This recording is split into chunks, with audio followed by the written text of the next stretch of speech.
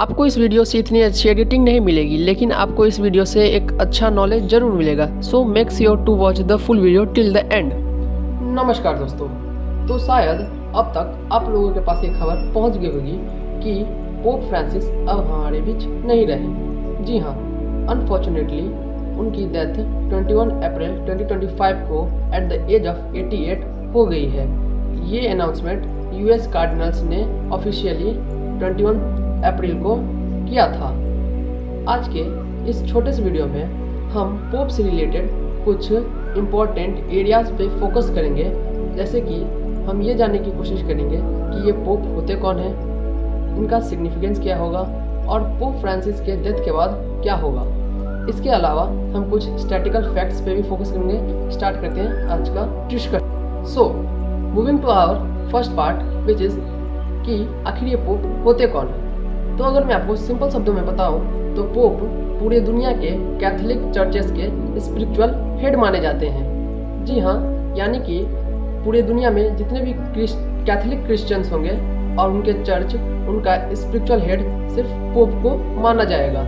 जी हाँ, और कैथोलिक्स ये बिलीव करते हैं कि पोप जो होते हैं वो सेंट पीटर के सक्सेसर होते हैं, यानी सेंट पीटर के उत्तराधिकारी होते हैं। और सेंट पीटर वो थे जिनको खुद जीसस क्राइस्ट ने अपॉइंट किया था लव एंड चैरिटी को बढ़ावा देने के लिए पूरे दुनिया में। तो एक एग्जांपल के लिए आपको बताऊं कि आखिर ये पोप होता क्या कौन है। तो जैसे इस्लाम में खलीफा होता था, यस होता था, क्योंकि खलीफा पोस्ट इंडिपेंडेंस के टाइम की बात है। वैसे ही इस क्रिश्चियनिटी में पोप का रोल है। Now moving to our second part which is what is the significance of a pope in the Catholic Christianity। तो अगर मैं आपको सिंपल शब्दों में बताऊं तो कुल मिला के 4 से 5 इम्पोर्टेंट रोल्स होते हैं पोप के कैथोलिक क्रिश्चियनिटी में। सबसे पहला कि ये 1.3 बिलियन कैथोलिक पीपल्स के स्पिरिचुअल हेड माने जाते हैं।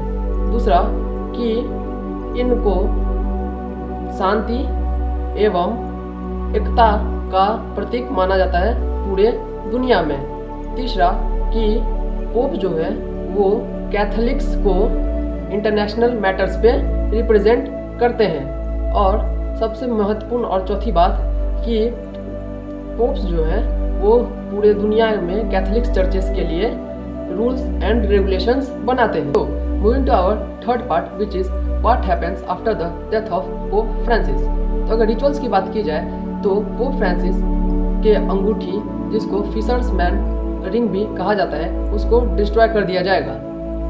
इसका मतलब ये है कि इस पार्टिकुलर पोप का टेन्योर या फिर रीन ख़त्म हो चुका है।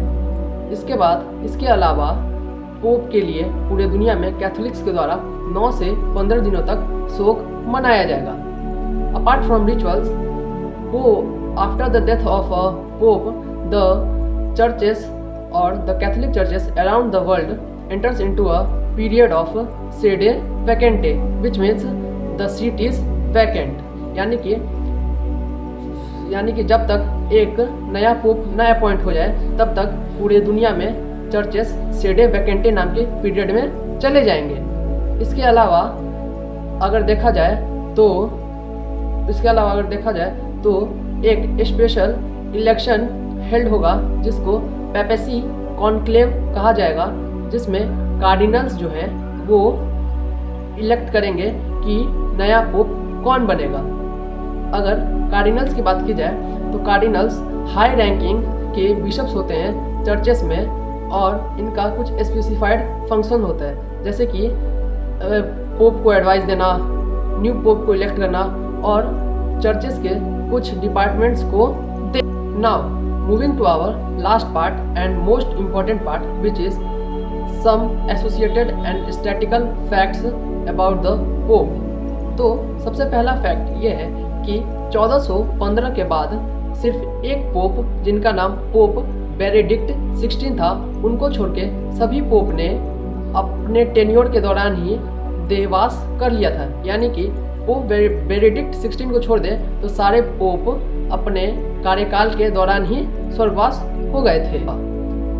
तीसरा और सबसे महत्वपूर्ण फैक्ट ये है कि पोप का कोई टेन्योर नहीं होता है, यानी कि अगर कोई आदमी पोप के लिए इलेक्ट हो चुका है तो वो तब तक चाहे पोप बन सकता है जब तक कि या तो मर ना जाए या फिर वो खुद से रिज़ाइन ना कर दे।